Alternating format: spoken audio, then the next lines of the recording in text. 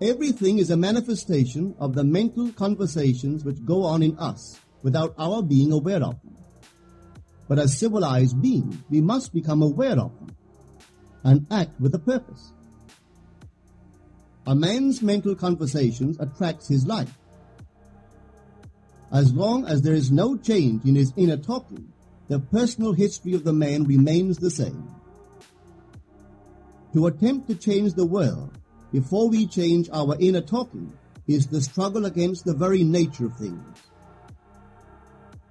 Man can go round and round in the same circle of disappointments and misfortunes, not seeing them as caused by his own negative inner talking, but as caused by others. This may seem far-fetched, but it is a matter which lends itself to research and experiment. The formula the chemist illustrates is not more certainly provable than the formula of this science by which words are clothed in objective reality. One day a girl told me of her difficulties in working with her employer.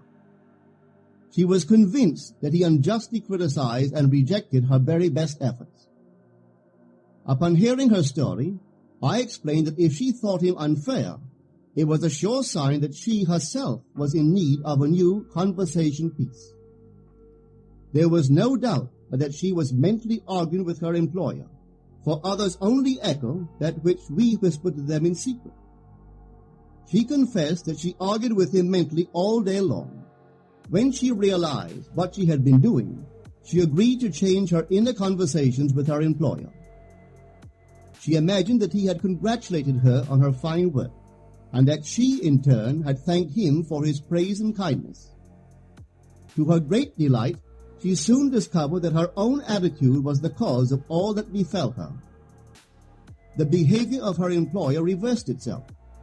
It echoed, as it had always done, her mental conversations with him. I rarely see a person alone without wondering to what conversation piece is he tied. On what mysterious track is he walking?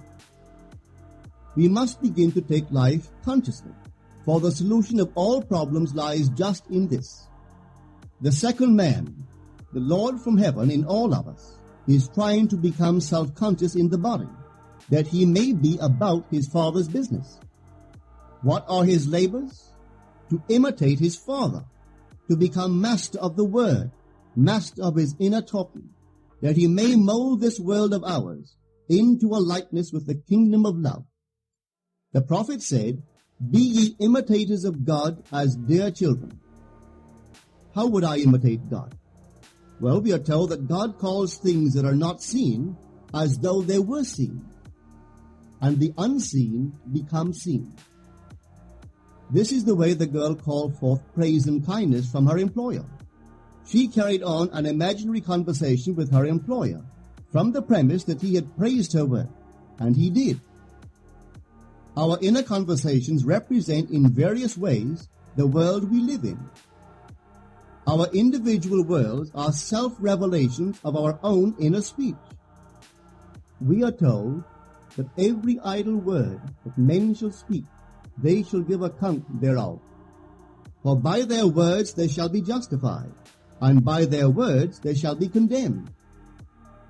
We abandon ourselves to negative inner talking, yet expect to retain command of life. Our present mental conversations do not recede into the past as man believes. They advance into the future to confront us as wasted or invested words. My word, said the prophet, shall not return unto me void, but it shall accomplish that which I please, and it shall prosper in all the things whereto I sent it. How would I send my word to help a friend? I would imagine that I am hearing his voice, that he is physically present, that my hand is on him. I would then congratulate him on his good fortune, tell him that I have never seen him look better. I would listen as though I heard him. I would imagine that he is telling me he has never felt better, he has never been happier. And I would know that in this loving, knowing communion with another, a communion populous with loving thoughts and feelings, that my word was sent, and it shall not return unto me void, but it shall prosper in the thing whereto I sent it. Now is the accepted time. Now is the day of salvation. It is only what is done now that counts, even though its effects may not be visible until tomorrow. We call not aloud, but by an inner effort of intense attention. To listen attentively, as though you heard, is to create. The events and relationships of life are your word made visible. Most of us rob others of their willingness and their ability to be kind and generous by our fixed attitudes towards them. Our attitudes unfold within us in the form of mental conversations.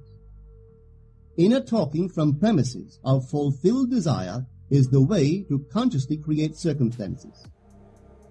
Our inner conversations are perpetually outpictured all around us in happenings. Therefore, what we desire to see and hear without, we must see and hear within.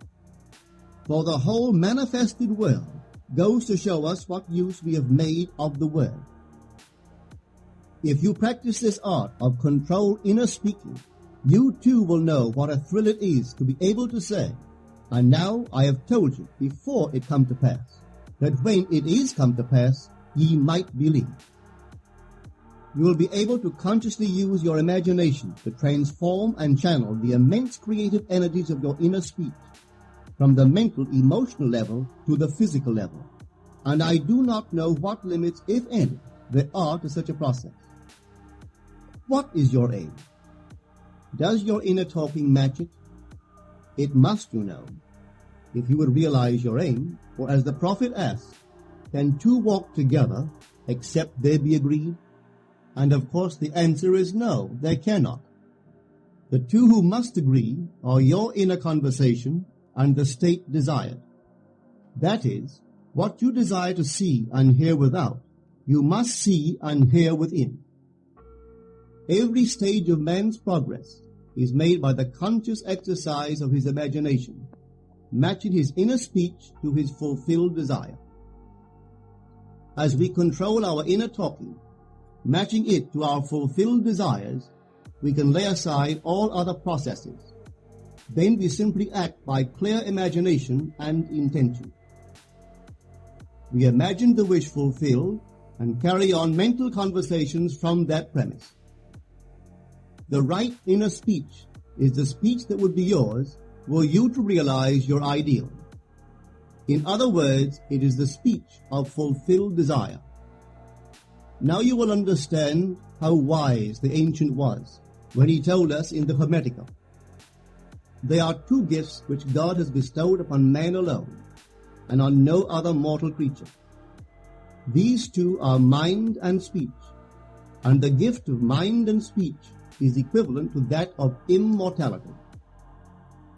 If a man uses these two gifts rightly, he will differ in nothing from the immortals.